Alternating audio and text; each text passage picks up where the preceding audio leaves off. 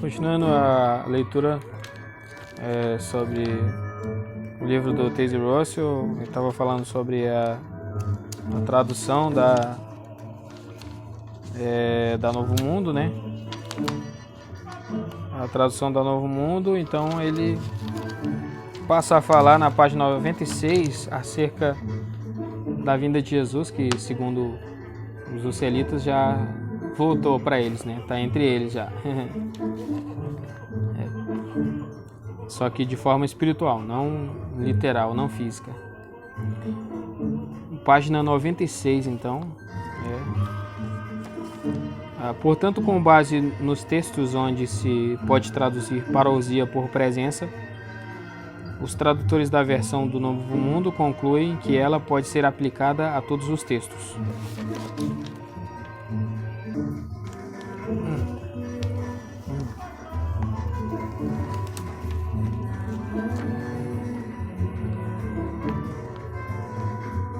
Portanto, com base nos textos onde se pode produzir parousia por traduzir, né? Traduzir parousia por presença. Os tradutores da versão do Novo Mundo concluem que ela pode ser aplicada a todos os textos. Mas, embora isso pareça gramaticalmente correto, nenhum outro tradutor cristão ou não aceita essa versão a não ser as Testemunhas de Jeová.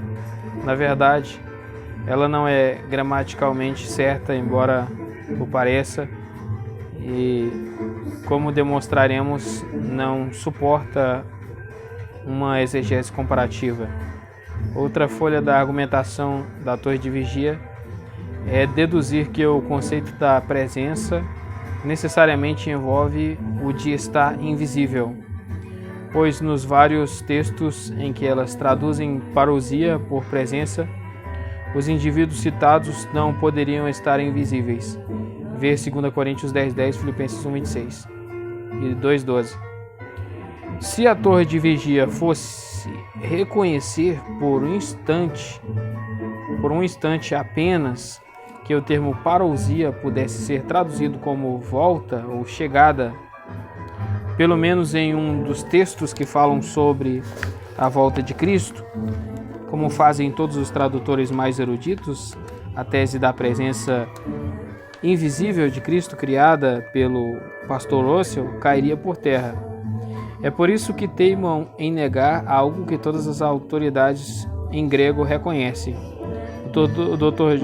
Joseph F. Thayer, teólogo unitariano já falecido, que fez um dos melhores léxicos do Novo Testamento em grego e que, por sinal, negava a segunda vinda de Cristo em forma visível, falando de parousia, diz o seguinte: significa volta, Filipenses 1:26. No Novo Testamento refere-se principalmente ao advento, isto é, à futura volta de Jesus, o Messias em forma visível, ocasião em que ele irá ressuscitar os mortos, efetuar o juízo final e estabelecer formalmente o glorioso reino de Deus. É preciso que se mencione que o Dr. Thayer teve a honestidade de expor o que o Novo Testamento ensina, apesar de não crer nele. Seria bom se as Testemunhas de Jeová fossem honestas, pelo menos até esse ponto, mas não são. Para concluir nossa análise da interpretação errada do termo parousia, veremos os versículos que as Testemunhas de Jeová apontam para provar que a volta de Cristo é uma presença invisível e não um evento visível, glorioso e concreto. As situações que se seguem foram retiradas do livro Certificai-vos de todas as coisas, apegai-vos ao que é excelente, página 368, publicado pela Torre de Vigia, com o objetivo de ser um manual explicativo das suas doutrinas. Primeiro, anjos testificam a ascensão de Jesus, como o Espírito de Cristo voltaria de modo semelhante, quieto, não observado pelo público. Certificai-vos de todas as coisas, página 368. E depois de dizer estas coisas, enquanto olhavam, foi elevado e uma nuvem o arrebatou para cima, fora da vista deles. E enquanto fitavam os olhos no céu, durante a partida dele, eis que havia também 2 homens em roupas brancas, em pé ao lado deles, e estes disseram: homens da Galileia, por que estáis parados aí olhando para o céu? Este Jesus, que dentre vós foi acolhido em cima no céu, virá assim da mesma maneira em que o observastes ir para o céu. Atos 1, do 9 ao 11. Nem é preciso refutar com muitos detalhes esta óbvia distorção de um ensino bíblico claro, pois em João 20, 27 vemos que Cristo não era espírito e não subiu aos céus nesta forma. O próprio texto que eles citam afirma que os discípulos estavam olhando e que uma nuvem o encobriu dos seus olhos. Veja, no versículo 9. Dificilmente eles poderiam estar olhando para o Espírito, que por definição é incorpóreo, ou pelo menos não poderiam enxergá-lo com olhos humanos. Além disso, Cristo mesmo lhes disse: vede as minhas mãos e os meus pés, que sou eu mesmo, apalpai-me e verificai, porque um espírito não tem carne nem ossos, como vedes que eu tenho. Lucas 24, 39.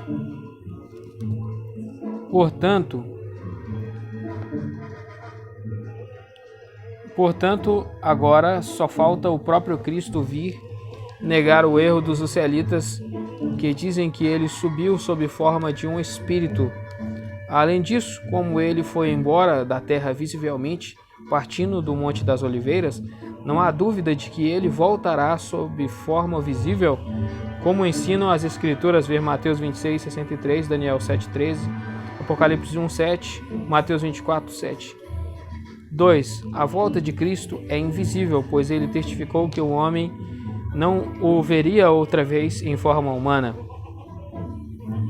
Mais um pouco e o mundo não me observará mais. João 14, 19, TNM. Pois eu vos digo, de modo algum me vereis doravante, até que digais: bendito é aquele que vem em nome de Jeová. Mateus 23, 39, TNM. Nenhuma dessas duas passagens analisadas dentro de seu contexto dá apoio à tese dos russelitas de que Cristo será uma presença invisível. E há 2 excelentes razões para isso. Letra A.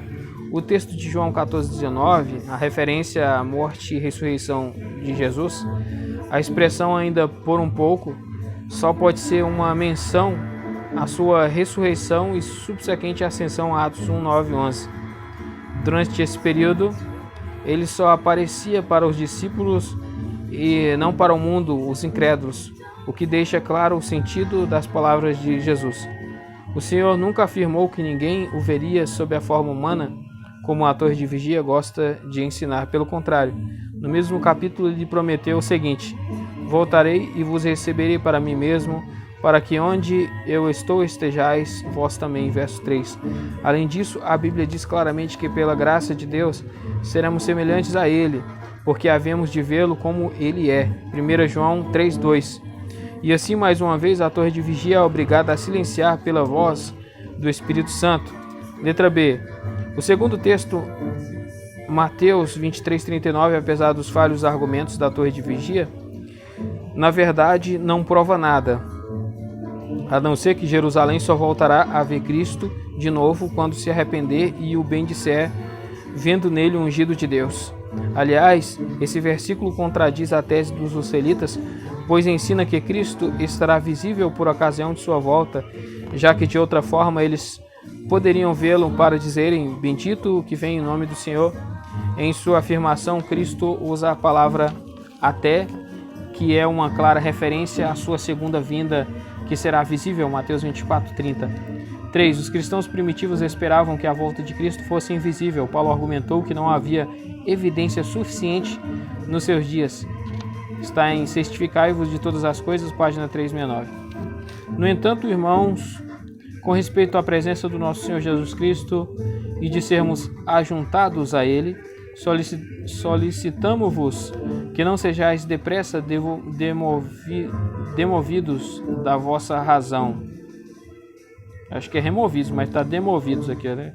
demovidos de vossa razão, nem fiqueis provocados, quer por expressão inspirada, quer por intermédio de uma mensagem verbal, quer por uma carta, como se fosse de nossa parte, no sentido de que Jeová está aqui.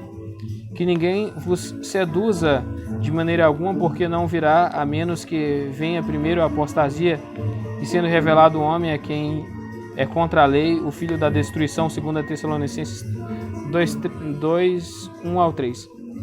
Esse exemplo de 2 Tessalonicenses expõe um dos mais hábeis ardis das testemunhas quando tentam desesperadamente provar que Paulo ensinou algo que ele procura negar com veemência, isto é, que Cristo estaria invisível quando viesse buscar seus santos. Na sua carta a Tito, ele salienta que é importante aguardar a bendita esperança e a manifestação da glória do nosso grande Deus e Salvador Cristo Jesus, 2,13, a qual ele não estaria esperando se fosse uma parousia secreta, invisível ou presença.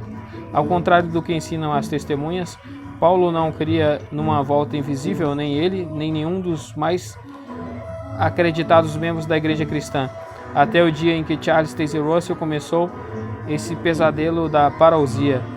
Com um cuidadoso estudo da primeira carta de Paulo aos Tessalonicenses, podemos ver isto claramente, diz o apóstolo. Ora, ainda vos declaramos por palavra do Senhor, isto nós, os vivos, os que ficarmos até a vinda do Senhor, de modo algum precederemos os que dormem. Porquanto o Senhor mesmo, dada a sua palavra de ordem, ouvirá a voz do arcanjo audível, entre parênteses audível, e ressoada a trombeta de Deus descerá dos céus, entre parênteses visível, e os mortos em Cristo ressuscitarão primeiro. 4, 15, 16. Vemos aqui que ele mostra Cristo vindo em forma visível em harmonia com Mateus 26, 63 e 65 e Apocalipse 1, 7. E nesse contexto não há nenhum perito em grego que aceite o emprego da palavra presença, tem de ser vinda, ver também em 2 Tessalonicenses 2:8. Para mais informações sobre este assunto, basta consultar qualquer concordância ou léxico grego disponível e estudar como Paulo emprega a palavra vinda.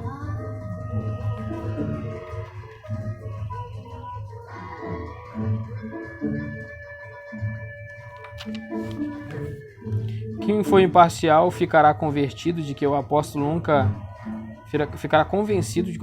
ensinou a fantástica tese da torre de vigia a respeito da volta de Cristo.